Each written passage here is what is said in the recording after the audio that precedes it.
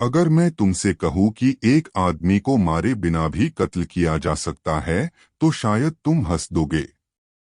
लेकिन आज की कहानी में एक आदमी मरा, कमरा अंदर से बंद था, कातिल अंदर आया ही नहीं, और फिर भी सब कुछ प्लान के मुताबिक हुआ।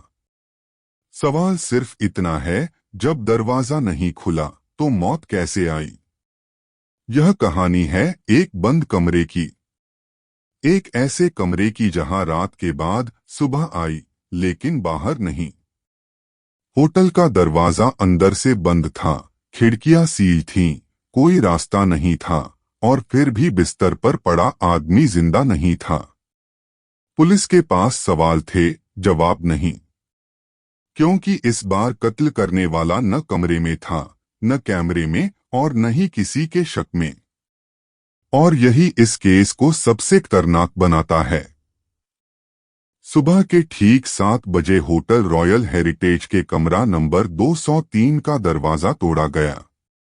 अंदर का दृश्य असामान्य नहीं था। कोई टूटी हुई चीज नहीं थी, कोई खून नहीं था, कोई संघर्ष के निशान नहीं थे। कमरे के बीचों बीच बिस्तर पर एक आदमी मरा पड़ा था। उसका नाम अरुण मल्होत्रा था। उम्र 50 साल। शहर का जाना माना बिजनेसमैन। कमरा अंदर से बंद था। दरवाजे का लॉक सही था। खिड़की पूरी तरह बंद थी। बालकनी नहीं थी। वेंटिलेशन ग्रिल इतनी छोटी थी कि उंगली भी अंदर न जाए। सीसीटीवी फुटेज साफ थी। रात 12 बजे के बाद उस कमरे में कोई अंदर गया ही नहीं। फिर भी अरुण मल्होत्रा मरा हुआ था। पोस्टमार्टम रिपोर्ट ने केस को और उलझा दिया। मौत रात करीब 2 बजे हुई थी। दिल का दौरा नहीं था। धर नहीं था। शरीर पर कोई चोट नहीं थी।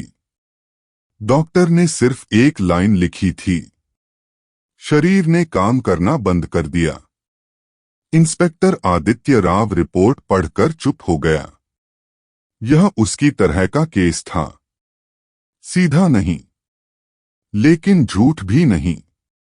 उस रात कमरे में अरुण के साथ 3 लोग थे।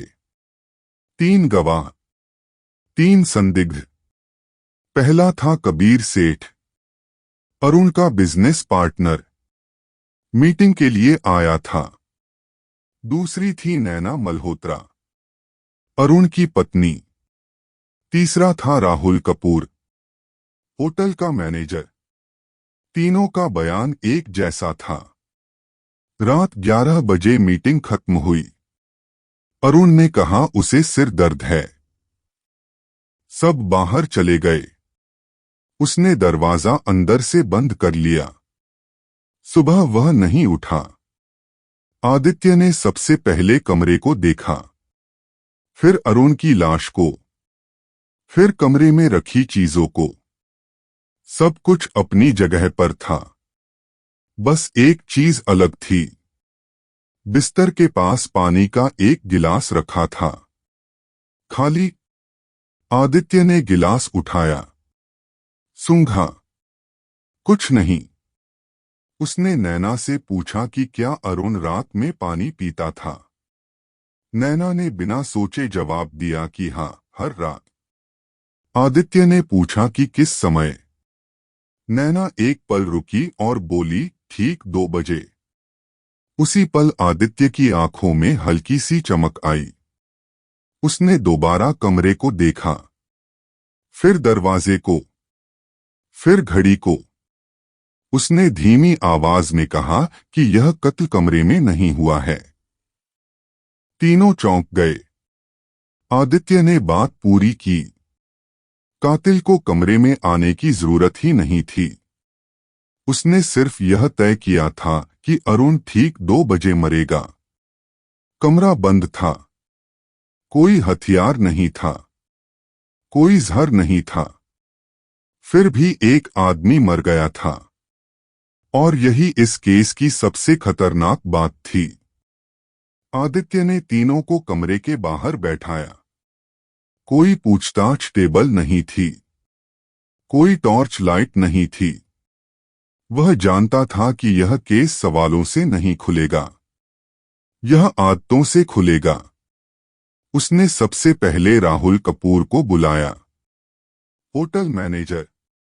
राहुल घबराया हुआ नहीं था।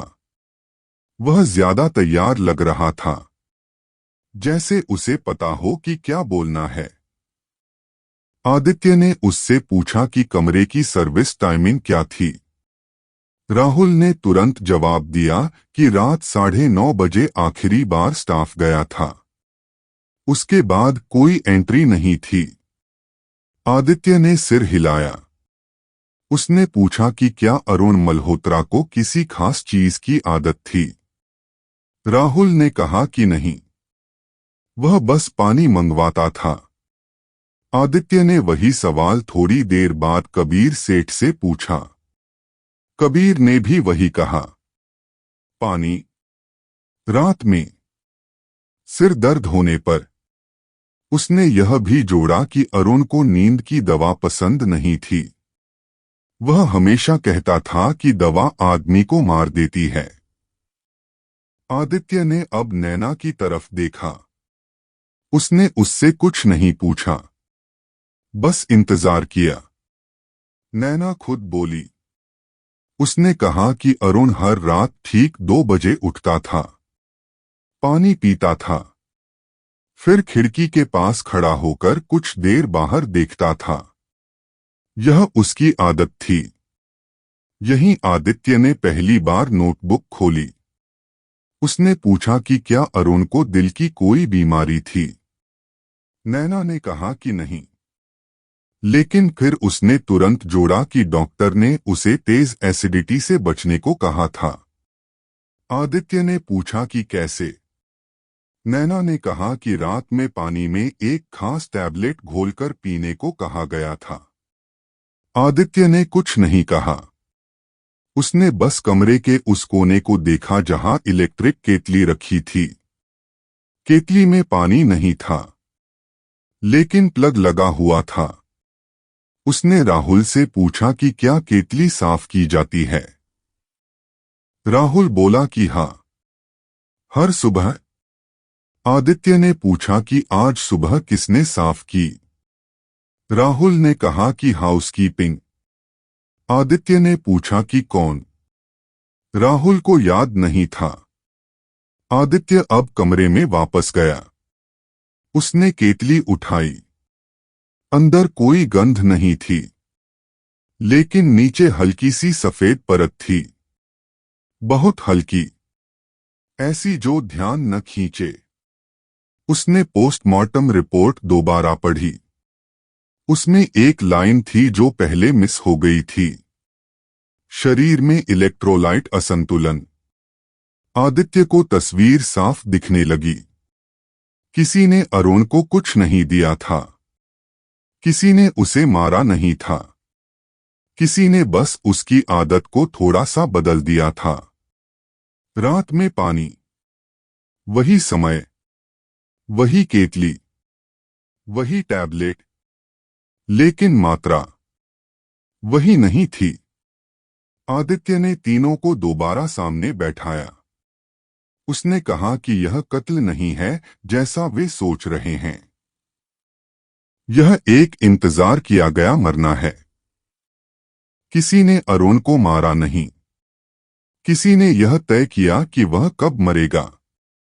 कबीर ने कहा कि यह पागलपन है। राहुल ने कहा कि यह मेडिकल केस है।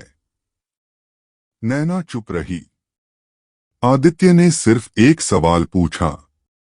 उसने नैना से पूछा कि कल रात टैबलेट किसने तैयार की थी।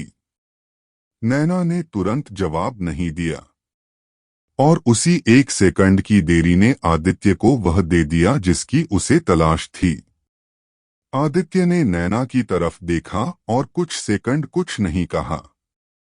वह जानता था कि कई बार सच सवाल से नहीं बल्कि खामोशी से निकलता है। नैना की उंगलियां आपस में उलझने लगीं। उसकी नजर फर्श पर थी। वही नजर जो इंसान तब करता है जब उसे पता हो कि अगला शब्द उसे बचाएगा नहीं। आदित्य ने बहुत शांत आवाज में पूछा कि टैबलेट की मात्रा कौन तय करता था। नैना ने कहा कि डॉक्टर ने। आदित्य ने पूछा कि क्या डॉक्टर कमरे में मौजूद था। नैना ने सिर हिला दिया। आदित्य ने पूछा कि क्या डॉक्टर ने खुद टैबलेट घोल कर दी थी। नैना फिर चुप हो गई। अब आदित्य ने केतली को उठाया और मेज पर रख दिया।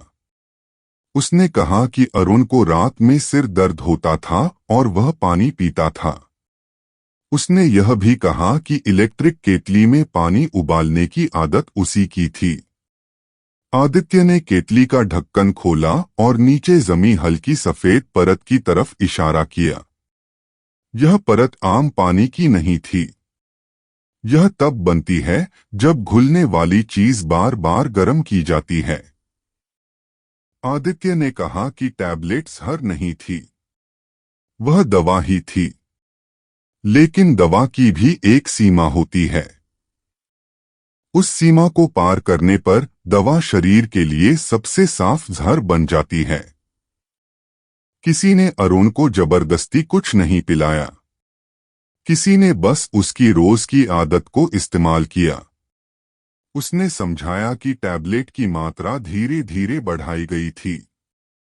इतनी नहीं कि तुरंत असर दिखे, इतनी कि शरीर हर रात थोड़ा कमजोर होता जाए, दिल पर दबाव बढ़ता जाए, और ठीक उस रात जब शरीर संभाल नहीं पाए तब वह खुद बंद हो जाए।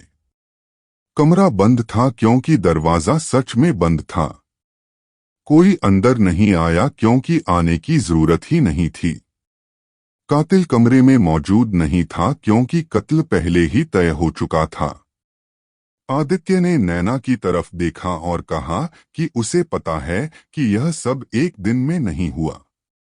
यह हफ्तों का खेल था। हर रात वही समय, वही केतली, वही पानी, वही टैबलेट, बस मात्रा बदलती रही। कबीर ने गुस्से में कहा कि यह सब अनुमान है। राहुल ने कहा कि होटल की केतली में कुछ भी मिल सकता है। आदित्य ने सिर हिलाया और कहा कि इसलिए उसने केतली नहीं बल्कि कैलेंडर देखा था। कैलेंडर में हर तीसरे दिन एक छोटा सा निशान था। वही दिन जब टैबलेट की मात्रा बदली गई थी। आदित्य ने कहा कि बंद कमरे का रहस्य इसलिए मजबूत लगता है क्योंकि लोग मान लेते हैं कि कत्ल उसी कमरे में हुआ होगा। लेकिन सच यह है कि कत्ल आदतों में हुआ था। कमरे ने सिर्फ आखिरी सांस देखी थी। अब आदित्य ने आखिरी बात कही। उसने कहा कि कातिल को यह भी पता था कि अरुण 2 बजे पानी पिएगा। यह जानकारी सिर्फ एक इंसान के पास थी। वही जो हर रात उसे देखता था, वही जो उसके साथ सोता था। नैना की आंखों से आंसू नहीं गिरे। उसके चेहरे पर सिर्फ थकान थी। उसने कहा कि उसने अरुण को मारा नहीं, उसने सिर्फ उसे रोकना चाहा था। आदित्य ने जवाब दिया कि बंद कमरे में सबसे खतरनाक कत्ल वही होता है जिसमें हाथ गंदे न हो। कमरे में सन्नाटा फैल गया। अब कोई सवाल नहीं था। सिर्फ एक सच्चाई थी जो देर से सामने आई थी। आदित्य ने फाइल बंद की और कहा कि यह केस खत्म नहीं हुआ है, क्योंकि अगला सवाल यह नहीं है कि अरुण कैसे मरा। अगला सवाल यह है कि यह योजना किसने सोची। और उसी पल राहुल कपूर की सांस तेज हो गई। आदित्य ने राहुल कपूर की तरफ देखा और पहली बार उसकी आवाज में सख्ती आई। उसने पूछा कि उसकी सांस अचानक तेज क्यों हो गई। राहुल ने कहा कि कमरे की हवा भारी है। आदित्य ने जवाब दिया कि कमरे की नहीं, सवालों की। आदित्य ने बताया कि नैना अकेली यह सब नहीं कर सकती थी।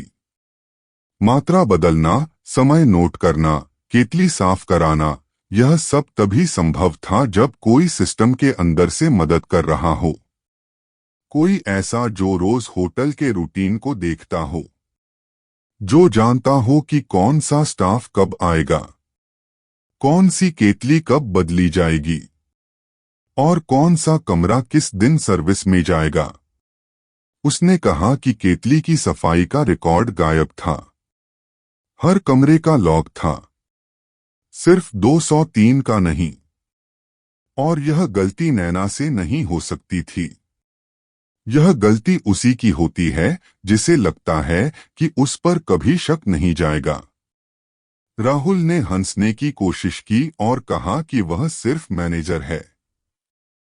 आदित्य ने सिर हिलाया और कहा कि यही सबसे सही जगह है, न बहुत ऊपर न बहुत नीचे, जहां आदमी सब कुछ देखता है और कोई उसे नहीं देखता।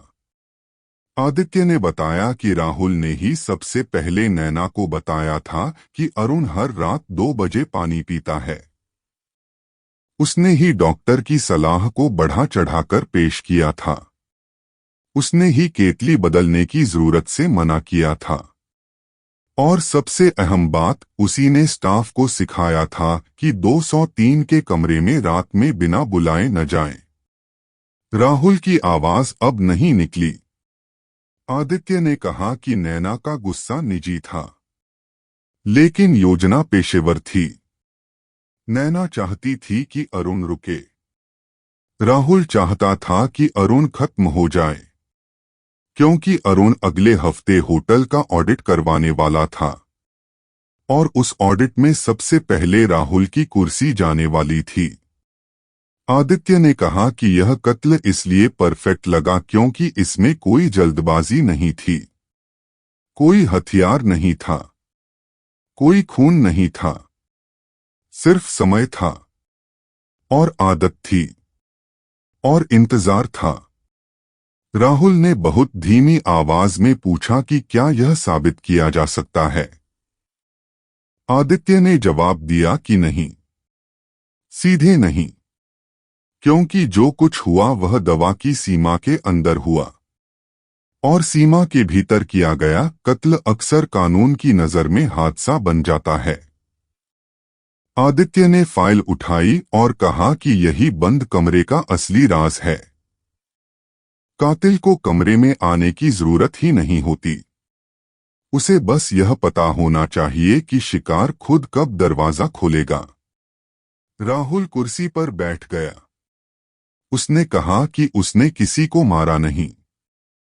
आदित्य ने जवाब दिया कि यही सबसे खतरनाक भ्रम होता है, जब इंसान खुद को यह यकीन दिला ले कि उसने सिर्फ हालात बनाए हैं।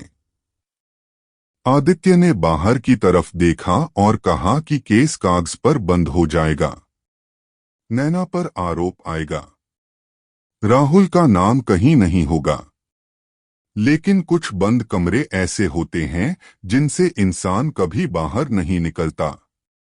राहुल ने आदित्य की तरफ देखा। पहली बार डर उसकी आंखों में साफ था और उसी डर में आदित्य को यकीन हो गया कि उसने सही दरवाजा खोल दिया है। आदित्य ने केस फाइल बंद कर दी। कागजों में सब कुछ साफ था। अरुण मल्होत्रा की मौत को मेडिकल कॉम्प्लिकेशन बताया गया। नैना पर लापरवाही का आरोप दर्ज हुआ। केस अदालत तक गया और वहीं धीमे कदमों से दम तोड़ दिया। कोई सनसनी नहीं, कोई हेडलाइन नहीं। बंद कमरे का कत्ल एक फाइल नंबर बन गया। राहुल कपूर अपने पद पर बना रहा। होटल का काम पहले की तरह चलता रहा। कोई पूछताछ नहीं, कोई सस्पेंशन नहीं। सिस्टम को वही मिला जो वह चाहता था, शांति। लेकिन आदित्य को यह शांति कभी समझ नहीं आई। वह जानता था कि इस केस में सबसे ज्यादा सजा वही भुगतेगा जो अदालत में खड़ा भी नहीं हुआ। एक हफ्ते बाद आदित्य होटल लौटा। कोई जांच नहीं थी, कोई आदेश नहीं था, वह बस लॉबी में खड़ा रहा और लोगों को आते जाते देखता रहा। उसी वक्त राहुल कपूर सामने आया, पहले की तरह आत्मविश्वास में। वही चाल, वही मुस्कान। राहुल ने पूछा कि क्या केस खत्म हो गया। आदित्य ने कहा कि हाँ, कागजों में। राहुल ने राहत की सांस ली।